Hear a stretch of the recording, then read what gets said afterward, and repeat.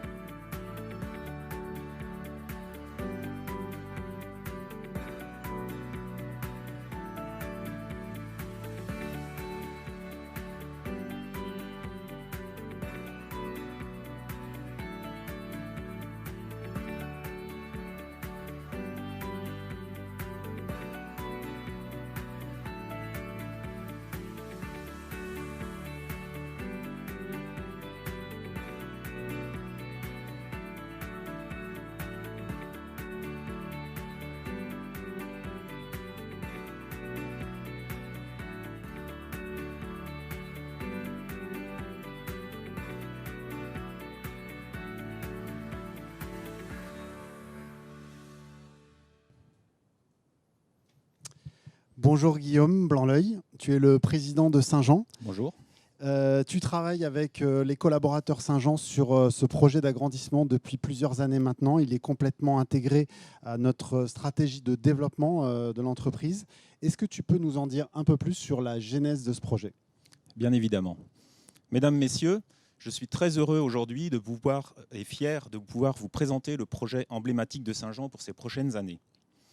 Un projet qui permettra à l'ensemble de nos collaborateurs, présents et futurs, nos pastiers, de continuer à rêver et à s'impliquer pour de nombreuses années. Mais avant de vous présenter de manière plus détaillée la genèse de ce projet et les buts qu'il poursuit, j'aimerais revenir sur ce qui fait l'ADN de notre société. Si Saint-Jean s'est construit autour des années à travers un produit emblématique, la raviole du Dauphiné, dont les origines remontent au XVIe siècle, l'entreprise s'est aussi construite au travers d'acquisitions, comme des sites de quenelle en 2007, mais aussi la création en 2010, à partir d'une feuille blanche, d'une nouvelle activité, traiteur cette fois-ci. Mais Saint-Jean, c'est avant tout 430 pastiers, collaborateurs, réunis autour d'une mission commune, celle de valoriser notre savoir-faire en élaborant de manière durable des produits sains et savoureux. Très bien Guillaume, c'est très clair sur la mission, c'est très inspirant. Qu'en est-il en fait des ambitions long terme de Saint-Jean ? Est-ce que tu peux nous en parler ? Saint-Jean, c'est aussi une vision partagée par l'ensemble de nos collaborateurs. Créer de la valeur pour nos clients, professionnels, apporter du conseil, de l'efficacité, de la fiabilité. Proposer à nos consommateurs des produits authentiques, créatifs, raffinés, mais aussi faire grandir chaque pastier pour qu'il devienne un ambassadeur de Saint-Jean, fier de participer à l'aventure. Enfin, nous souhaitons viser l'exemplarité en matière environnementale. Notre identité d'entreprise s'est aussi construite au travers d'une croissance forte. C'est ainsi qu'en 2005, notre chiffre d'affaires était de 19 millions d'euros et il s'est accru fortement pour atteindre 83,4 millions d'euros en 2019. Et c'est dans ce contexte de croissance, avec en 2017 la rénovation de l'identité de marque de Saint-Jean et le lancement de notre nouvelle gamme de pâtes farcies, que nous avons décidé de développer ce projet industriel pour accompagner notre croissance dans les années à venir. Et c'est ce projet que nous allons partager avec vous aujourd'hui. Merci Guillaume. Donc on va découvrir maintenant une vidéo enregistrée le 5 novembre et qui donc traite de la cérémonie de la pose de la première pierre de ce projet d'agrandissement du site Saint-Jean. Et cette cérémonie de pose de la première pierre a été réalisée en présence de Madame le maire de Romans-sur-Isère, Marie-Hélène Toraval. Donc vidéo.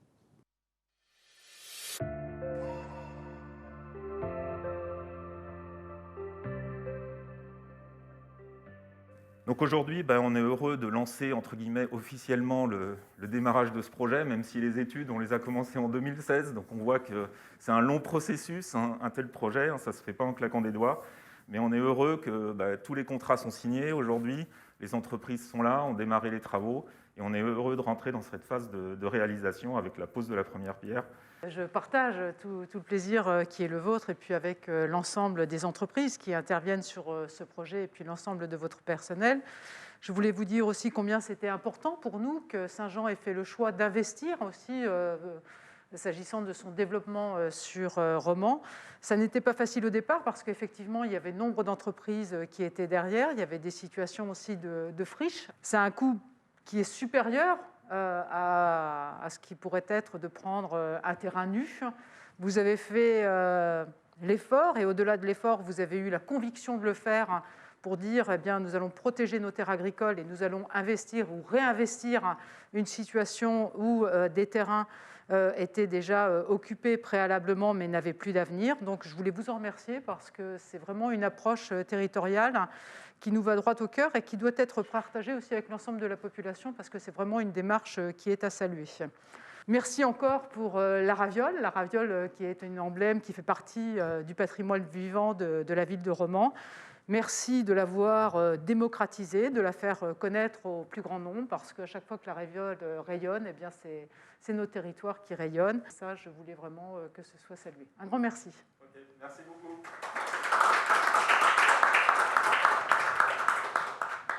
Donc, comme on a pu le voir sur les images, il ne faisait pas chaud ce jour-là. Et malgré tout, Guillaume, ta truelle n'a pas tremblé.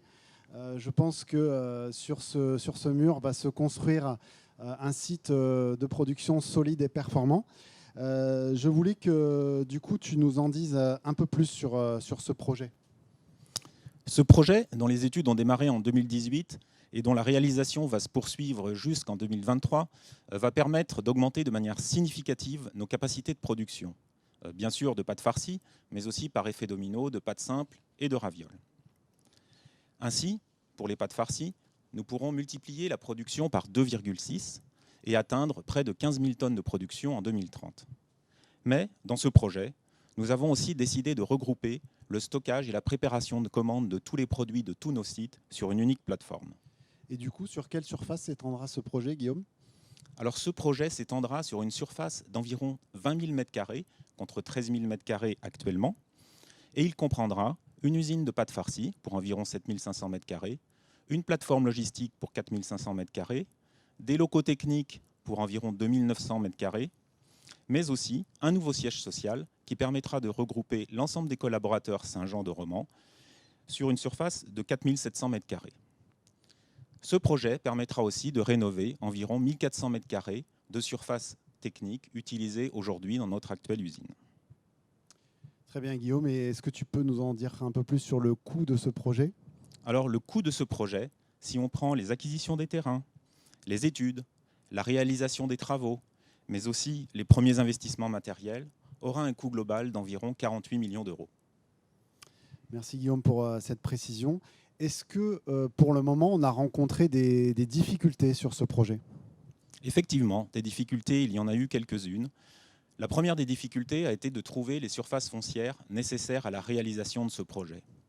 On aurait pu, de manière plus simple, utiliser les surfaces foncières habituelles, c'est-à-dire des zones industrielles créées sur des surfaces agricoles, mais nous avons préféré acquérir des terrains à proximité de notre usine, terrains déjà occupés par des activités. Sur ces terrains, il existait un certain nombre d'entreprises, mais surtout ces terrains étaient des constructions assez anciennes, des années 60, avec des problématiques de dépollution. La deuxième étape du projet a donc été de détruire et de dépolluer l'ensemble des constructions qui avaient été acquises par le passé. Nous avons pu aussi réutiliser certains matériaux de déconstruction non pollués pour pouvoir les utiliser par exemple comme gravat sur ce chantier. Au final, ce projet est donc un projet vertueux au niveau écologique. Enfin, depuis cet été, nous avons commencé les travaux préparatoires de ce chantier, parking, base de vie, premier réseau enterré, et démarré depuis la rentrée les premières élévations, les premières fondations de ce chantier. Merci Guillaume pour l'ensemble de ces précisions. Je pense que tout le monde maintenant attend de voir à quoi ça va ressembler. Donc je vous propose de regarder ensemble une vidéo qui va vous montrer un petit peu en visualisation 3D ce que ce projet va donner concrètement dans quelques temps.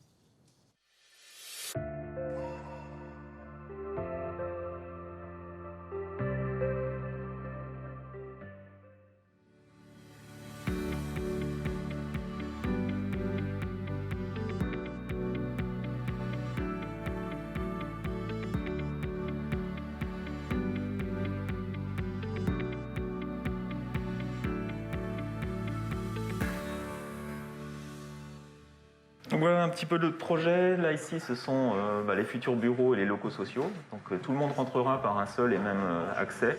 Ici on aura notre usine de pâtes farcies qui sera complètement nouvelle. Là l'usine actuelle de pâtes elle sera seulement utilisée pour faire des pâtes simples, donc des gnocchis, des tagliatelles. On aura toute une partie locaux techniques et en même temps des transferts de palettes en automatique des zones de l'ancien site et du nouveau site vers la partie plateforme.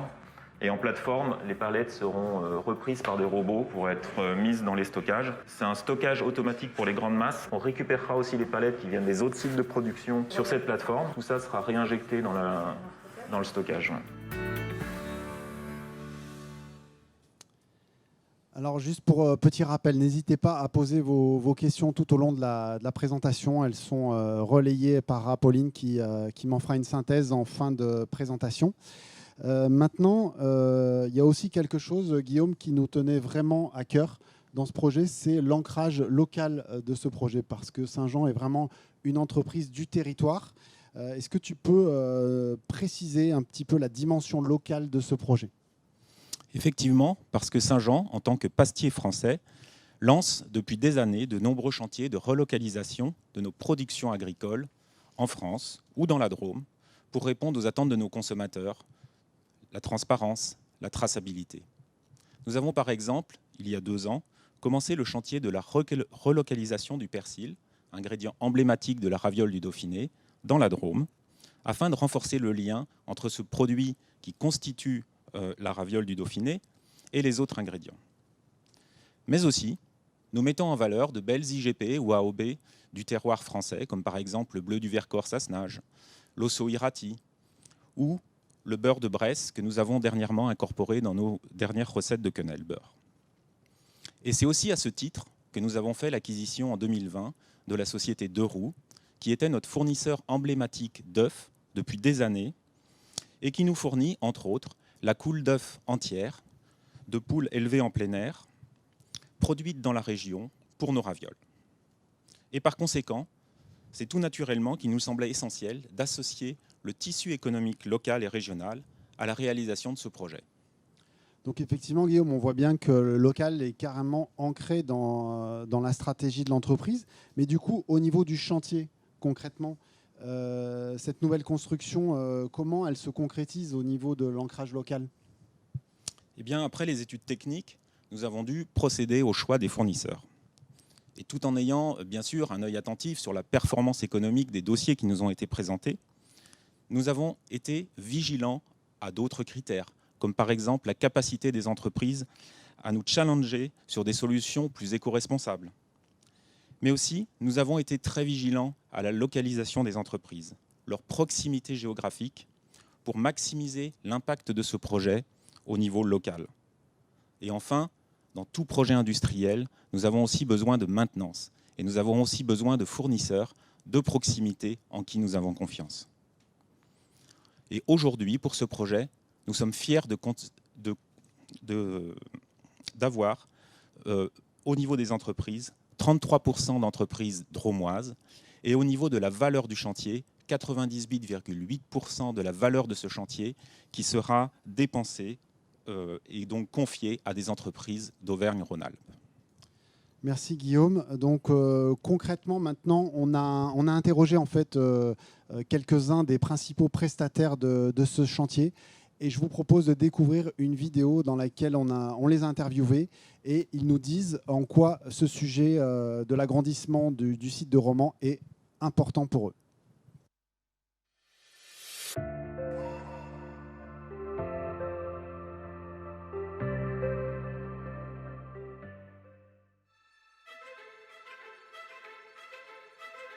Nous, EDIS, le projet d'extension du site de Romans pour Saint-Jean est un important projet. Nous sommes une équipe de 20 personnes depuis 3 ans à avoir travaillé sur ce dossier, en partenariat avec les équipes de Saint-Jean. Nous avons apprécié travailler dans une ambiance de productivité et de bienveillance. Aujourd'hui, nous sommes contents de voir ce projet se concrétiser, puisque nous arrivons en phase chantier, après effectivement avoir travaillé sur des phases de conception, des appels d'offres qui nous ont permis de choisir les meilleurs partenaires, notamment nombreux de la région, pour arriver sur cette phase chantier. Donc le chantier de l'extension de l'usine Saint-Jean est un chantier quand même important pour l'entreprise Cheval, puisqu'il représente 2,7 millions de chiffre d'affaires. C'est un chantier où on va pouvoir mettre en application tous les savoir-faire de notre entreprise, à savoir le terrassement qu'on a débuté. Et après, tout au long du chantier, sur toute la durée, on va avoir diverses interventions, donc à savoir notamment tous les réseaux humides, secs sur l'ensemble du site. Et après, on interviendra sur la fin également du chantier. Donc on sera là toute la durée du chantier pour tout ce qui est revêtement de chaussée. Voilà, donc vraiment tous les savoir-faire de notre groupe. On est content de la confiance que nous porte Saint-Jean, puisqu'on avait déjà réalisé un projet sur Bourg-de-Péage qui s'était très bien passé. Et donc on est à nouveau content de participer à ce projet, qui est un projet assez important sur le territoire. Nous sommes 2 entreprises du bassin romano-péageois, basées en zone industrielle de Bourg-de-Péage. Il se trouve qu'on est voisins dans la zone industrielle. Et on s'est associés et alliés pour répondre à cet appel d'offres et pour pouvoir réaliser ensemble les travaux de gros œuvres qui seront quand même d'importance vu l'envergure du projet. Donc on a une répartition à 50% chacun de la partie des travaux. Et on est très complémentaires et ça nous fera l'occupation de notre personnel pour en gros une totalité d'une 40aine de personnes sur les 6-7 prochains mois. Et ce qui est notamment bienvenu dans la période actuelle, puisque parfois on peut souffrir d'incertitudes sur nos carnets de commandes. Et on remercie à ce titre l'établissement Saint-Jean de leur précaution à plutôt faire travailler l'entreprise du bassin romano-péageois. Il m'est permis ici de les remercier, donc on les remercie très chaleureusement et très vivement.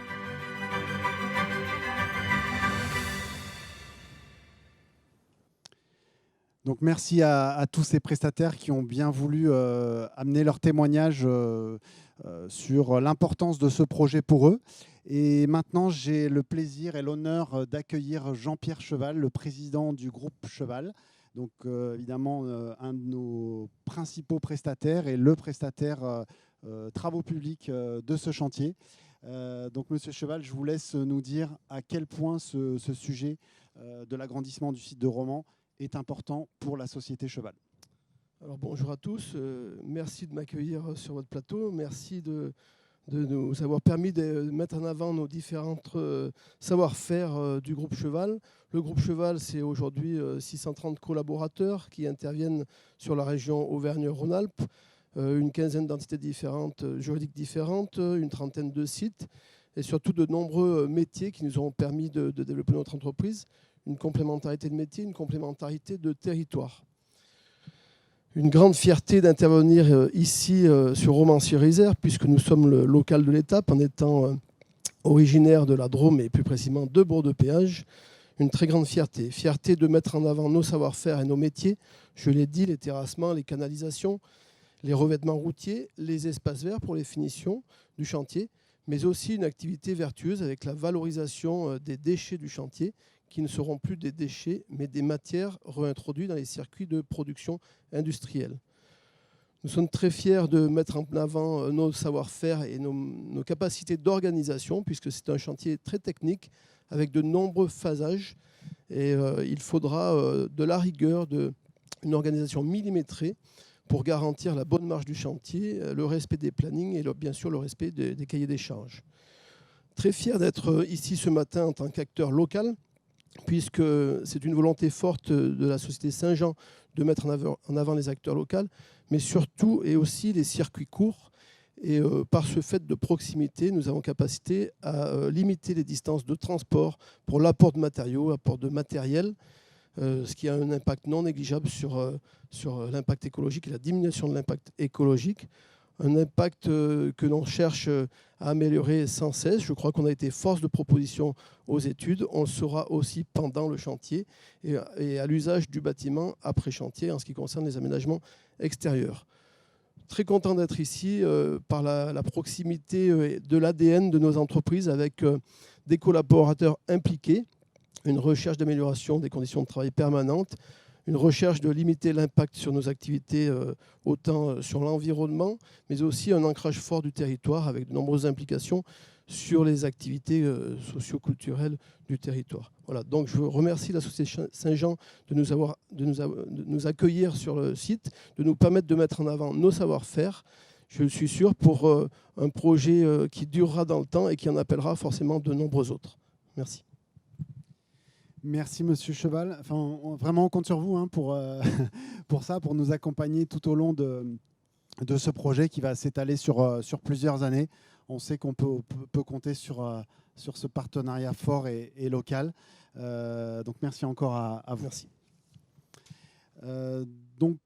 Dorénavant, je réaccueille Guillaume Blanc-L'Œil. Maintenant, on va parler des aspects de dimension technologique, innovation, etc. Et du coup, ce projet très ambitieux, est-ce que tu peux nous citer quelques exemples justement sur ce qu'il apporte en plus en termes de technologie, en termes d'innovation, en termes de digital, en termes de protection de l'environnement?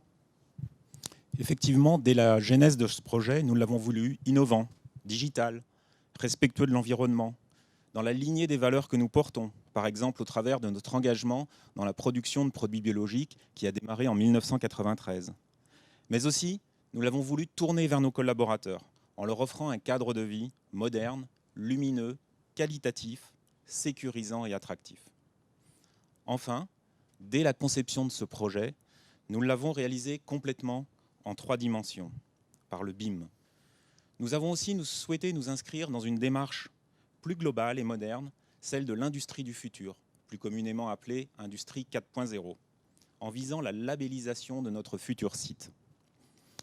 Car cette démarche globale, qui aborde des aspects aussi divers que les aspects sociétaux, organisationnels, environnementaux, mais bien sûr aussi technologiques, digitaux, nous ressemble. Merci Guillaume, mais en fait, je reste un peu sur ma faim. Est-ce que tu peux nous donner un peu plus d'exemples justement sur ces aspects digitaux, énergétiques, environnementaux? Est-ce que tu as d'autres exemples? Parfaitement, voici quelques exemples.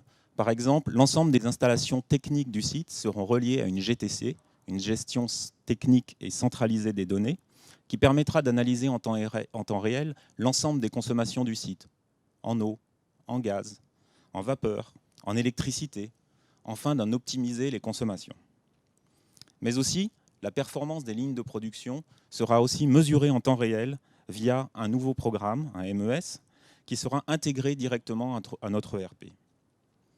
L'entrepôt de stockage sera lui automatisé, les palettes de nos produits étant reprises directement des lignes de conditionnement pour être amenées, stockées et déstockées dans cet entrepôt.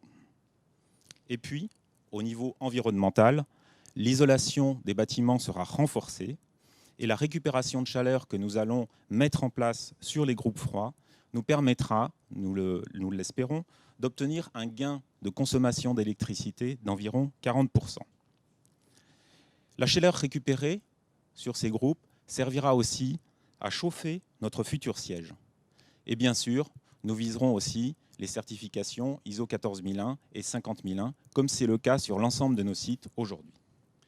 Merci Guillaume, je pense que tous ces exemples effectivement montrent que ce projet est vraiment ancré dans le futur.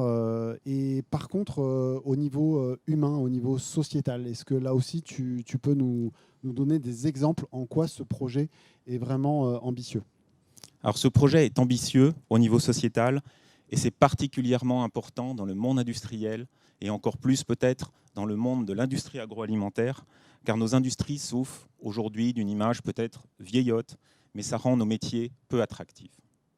Or, si nous souhaitons nous développer en France, ce que nous faisons au travers de l'ensemble de nos projets, il faut renverser la tendance, car il n'y a pas de croissance sans hommes et femmes engagés.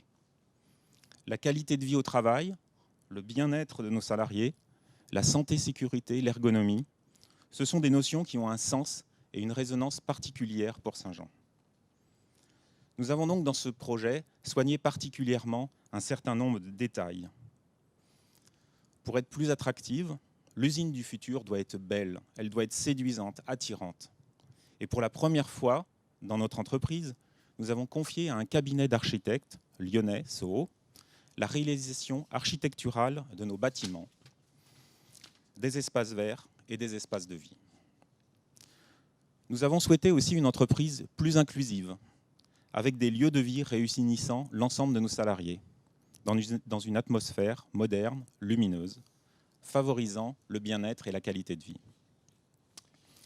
Enfin, nous avons apporté une attention particulière à la sécurité de nos salariés, par exemple en limitant la coactivité dans les zones de préparation de commandes et de stockage sur notre plateforme logistique. Merci Guillaume, c'est très clair. J'en profite une nouvelle fois pour vous inciter, chers journalistes, à envoyer vos questions auxquelles nous répondrons en fin de conférence de presse. Alors, un projet d'une telle envergure ne saurait exister sans le support des pouvoirs publics. On tient particulièrement à remercier la mairie de Romans, la personne de Madame le maire Marie-Hélène Toraval. On souhaite également remercier la préfecture, monsieur le préfet, monsieur Moutou, mais aussi la région Auvergne-Rhône-Alpes. Et c'est avec un immense plaisir, un immense honneur qu'on va laisser le mot de la fin à Laurent Wauquiez, le président de la région Auvergne-Rhône-Alpes, qui a souhaité apporter son témoignage à ce projet.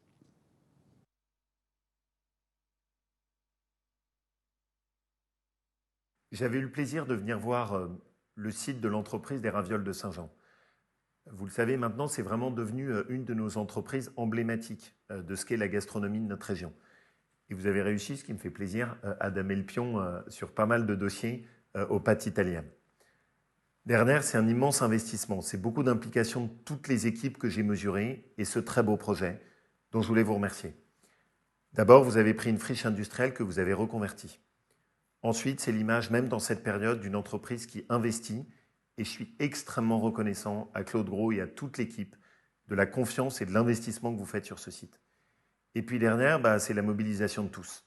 Parce que je sais que dans les moindres détails, le choix des produits, le choix du packaging, tout ce que vous m'avez expliqué, la relation aussi, en ce moment si compliquée, avec tout ce qui est la restauration hors foyer, sur tous ces dossiers, vous êtes intraitable en termes d'exigence. Merci de tout ça. Dans cette période, vous montrez quelque chose. C'est qu'il y a aussi des messages d'espoir. Il y a aussi des investissements possibles. Il y a aussi des créations d'emplois. Modestement, la région accompagne ce projet, mais c'est vous qui l'avez porté. Et je voulais juste vous dire qu'on est fiers Vous êtes un de nos porte-étendards et ça, pour moi, c'est une vraie garantie pour l'avenir. C'est tout ce que j'aime. Le patrimoine, nos savoir-faire, la qualité et une entreprise familiale. Ça fait toute la différence. Merci à tous. Bien, la présentation touche à sa fin. Nous allons pouvoir passer à la séance des questions-réponses. Donc, je vais consulter la petite tablette que j'ai devant moi. Et donc, la première question des journalistes, Guillaume, c'est quel impact a eu la crise sanitaire sur le projet? Est-ce qu'il y a eu des retards de lancement de travaux? Alors, globalement, l'impact de la crise sanitaire sur le projet en question a été relativement modeste. Nous considérons qu'aujourd'hui, à cause de la crise sanitaire, nous avons perdu à peu près 2 mois sur la réalisation de ce projet, 2 mois qui ont été perdus un petit peu pendant les études, qui arrivaient en plein cœur de la première crise Covid. Mais ce projet, qui porte une vision à long terme de la société, n'a pas été remis en cause parce que nous considérons que les petits désagréments du moment, et qui sont relativement forts, ne seront que passagers et que l'ambition de Saint-Jean, 150 millions de chiffre d'affaires en 2030, est plus importante pour s'arrêter en si bon chemin. Merci Guillaume. Une deuxième question. Quel est le calendrier prévisionnel des travaux en termes de date de livraison attendue, notamment? Alors, pour ces travaux, nous espérons tout d'abord livrer la plateforme logistique pour mars 2022. L'usine de pâtes suivra vers juin ou septembre 2022. Et puis pour le siège social, ce sera dans une deuxième étape avec une livraison mi-2023. C'est clair. J'ai une autre question sur le projet de Cité de la Raviole. Qu'en est-il? Est-il toujours d'actualité? Alors aujourd'hui, effectivement, depuis des années, nous avons travaillé sur un projet de Cité de la Raviole sur ce site industriel de Romans. Pour autant, vous avez compris que l'investissement que nous réalisons est un investissement très important et qu'il faut aujourd'hui, à la fois pour les équipes et à la fois pour les finances de l'entreprise, mettre ce projet un petit peu de côté. Et c'est un projet sans doute que nous relancerons dans quelques années. Merci Guillaume. Une autre question. Quel impact a eu la crise sanitaire sur l'activité de l'entreprise en termes de chiffre d'affaires, en termes d'effectifs? Un recrutement de 70 personnes était annoncé pour 2020. Qu'en est-il? Alors l'impact de la crise sur l'activité de la société a été quand même important, même si dans l'alimentaire, nous ne sommes pas les sociétés qui sont les plus touchées par cette crise.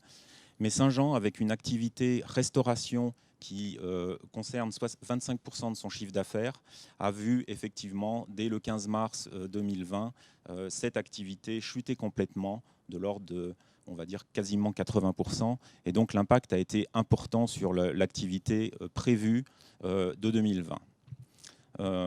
Au premier trimestre, nous avions réalisé une croissance d'environ 8%. Sur les 2 trimestres suivants, notre croissance a plutôt été de 0%. Donc on peut considérer que l'impact sur l'activité de la société, c'est 8% de croissance non réalisée en 2020 pour l'instant. Merci. Donc une autre question, peut-être de la presse économique. Comment financez-vous ce projet?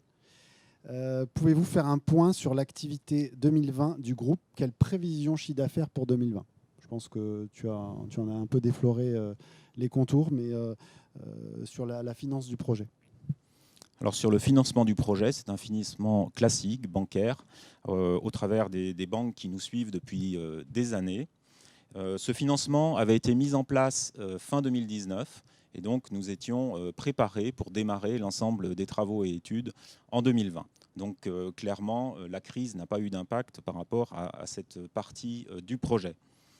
Concernant l'activité, comme vous le savez, notre holding est coté en bourse, donc nous sommes un peu restreints par rapport aux informations que nous pouvons vous donner. Mais à fin septembre, l'activité globale de Saint-Jean a progressé de 2% à périmètre constant. Merci. Une autre question. Est-ce que l'international est un objectif de développement pour Saint-Jean? Si oui, quel pays visez-vous? Alors, dans notre stratégie, nous avons ce que nous appelons plusieurs pépites. L'international en fait partie. Aujourd'hui, c'est 2% simplement du chiffre d'affaires de Saint-Jean qui a été réalisé à l'export. Et notre ambition pour 2030, c'est d'atteindre 10% de notre activité réalisée à l'export. Depuis quelques années, nous avons lancé un certain nombre de sujets pour conquérir ces nouveaux marchés, entre autres en Allemagne, en Chine. Et nous sommes aussi en train de commencer une activité, un peu freinée malgré tout par la crise Covid, en Corée. Merci Guillaume. Donc on a une autre question sur la plateforme logistique. Quel changement cette plateforme logistique va-t-elle amener à notre organisation et à notre fonctionnement actuel? Alors jusqu'à présent, l'ensemble des produits frais étaient expédiés de chacun des sites de production. Ce qui pose aujourd'hui, pour certains de nos clients qui commandent des produits sur l'ensemble des sites, quelques difficultés, car ils reçoivent peut-être 4 palettes sur leur plateforme. Et donc, nous avons souhaité regrouper l'ensemble des produits que nous fabriquons sur l'ensemble de nos sites sur une seule et même plateforme pour apporter un service logistique unique à l'ensemble de nos clients. En même temps, au niveau écologique, nos sites étant très proches au niveau Rhône-Alpes et les expéditions de nos produits se faisant sur l'ensemble de la France, on apportera quand même un plus au niveau écologique. Et enfin, cette plateforme, elle était aussi importante à plusieurs titres, car aujourd'hui se développent des ventes nouvelles, des ventes en ligne. Et pour cela, nous avions besoin d'avoir l'ensemble de nos produits sur une même installation, sur une même plateforme, pour pouvoir répondre aux attentes des consommateurs et de nos clients. Merci Guillaume, c'est précis. Une autre question, pouvez-vous détailler ce qui vous amène à investir autant sur ce marché des pâtes farcies? Alors effectivement, cet investissement, il est important sur ce marché des pâtes farcies. C'est un marché qui, pour nous, est légitime, sur lequel nous sommes présents depuis des années, depuis, si on met les ravioles comme une sous-catégorie des pâtes farcies depuis 1935. C'est un marché qui est en croissance régulière ces dernières années, de l'ordre de 5% par an. Et c'est un marché sur lequel nous avons, pour Saint-Jean, une ambition de croître encore plus que le marché. Et c'est ce que nous avons réalisé sur ces dernières années. Et c'est pour ça que nous sommes confiants dans notre capacité à rentabiliser cet investissement sur les années à venir. Pour les pâtes farcies, notre part de marché est aujourd'hui d'environ 6,7% et nous espérons de la porter largement au-dessus de 10% en 2030. Merci Guillaume, tu réponds à 2 questions en une, puisqu'il y avait une autre question sur la dynamique du marché en France et sur celle des pâtes fraîches en général. Donc cette question a été traitée. Qui sont vos concurrents et comment voyez-vous votre position face à eux d'ici 10 ans? Alors sur le marché des pâtes, nos concurrents sont clairement Rana et Lustucru. Lustucru étant le leader aujourd'hui du marché français, Rana étant numéro 2. Saint-Jean est clairement le numéro 3 du marché. Nous espérons, comme je l'ai dit, avoir une croissance plus forte que celle de nos concurrents et donc continuer à augmenter nos parts de marché sur ce marché des pâtes, des ravioles. Pour la petite info, vous l'avez vu dans les présentations précédentes, mais nous sommes aussi leaders sur le marché des ravioles. Nous sommes devenus aussi leaders sur le marché des quenelles et nous avons quand même comme ambition de faire croître nos parts de marché sur l'ensemble de nos autres catégories de produits. Très bien. Et les concurrents sont nécessaires pour nous challenger et nous pousser toujours à aller plus loin. Une autre question. Après l'achat de 2 roues, envisagez-vous sur le moyen ou long terme d'autres acquisitions? Alors clairement, comme vous avez pu le voir dans certains communiqués qui paraissent régulièrement, Saint-Jean Group et donc Saint-Jean reste à l'affût d'acquisitions pour que nous puissions croître encore plus vite. Alors l'acquisition d'une société en soi, ce n'est pas un but, mais si ces acquisitions sont pertinentes pour l'activité de Saint-Jean, eh bien, nous n'hésiterons pas à acquérir d'autres sociétés. Donc j'ai une autre question. Sur quel site de Romans plus précisément va être installé ce site? De quelles subventions a bénéficié ce projet? Comment sont réparties les subventions? Alors, ce site est construit à Romans, dans le prolongement de nos terrains actuels. Donc l'ensemble du site et de ses extensions ne formera plus qu'un seul et unique site industriel. Et au niveau des subventions, donc pour l'instant c'est relativement simple, nous n'en avons reçu aucune. Et donc ce projet est entièrement financé sur nos fonds propres et nos emprunts. Très bien. Écoutez, je crois que nous sommes arrivés au bout des questions. Je ne sais pas si il y en a d'autres, une dernière peut-être. Donc, on me dit de rafraîchir la page.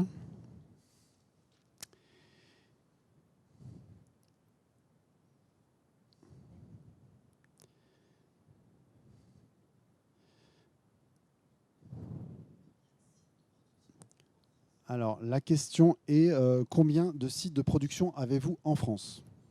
Alors aujourd'hui, nous avons 6 sites industriels en France, le principal étant bien sûr à Romans.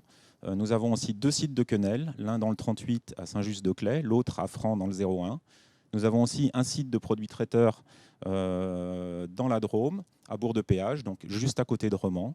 Et puis, nous avons aussi un petit site artisanal à Saint-Jean-Royan, là où est née la marque Saint-Jean, et un petit site qui emploie aujourd'hui 4 personnes et qui produit des ravioles.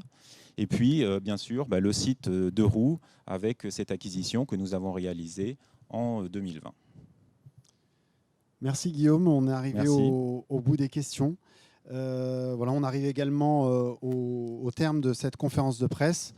Guillaume et moi, on est particulièrement ravis d'avoir pu présenter ce projet qui est vraiment un projet ambitieux et stratégique pour l'entreprise.